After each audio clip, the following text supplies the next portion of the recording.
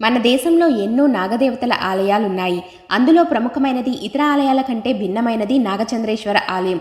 ఉజ్జయిని మహాకాళేశ్వర ఆలయంలో 3వ అంతస్తులో నాగచంద్రేశ్వరుడు కొలువై ఉన్నాడు.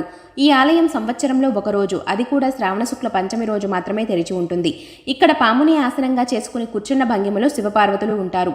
ప్రపంచంలో మరెక్కడా ఇలాంటి విగ్రహం ఉండదట. సాధారణంగా అయితే సర్పం పైన శ్రీ మహావిష్ణువు మాత్రమే శయనిస్తారు.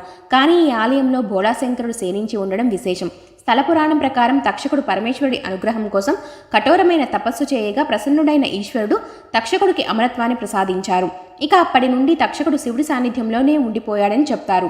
నాగపంచమి రోజున, అంటే శ్రావణ శుక్ల పంచమి రోజున నీపై కూర్చోవడమే కాకుండా శయనిస్తానని వరమిచ్చారట. అందువల్ల ఈ దేవాలయంలో పరమేశ్వరుడు తక్షకుడిపై కూర్చున్న స్థితిలో కనిపిస్తారు. అందుకే తక్షకుడు ఆ రోజు ఆలయంలోనే ఉంటారట. ఈ ఆలయాన్ని ఒక్కసారి దర్శించుకుంటే చాలు సర్పదోషాలన్నీ తొలగిపోతాయని చెప్తున్నారు పండితులు. స్వస్తి.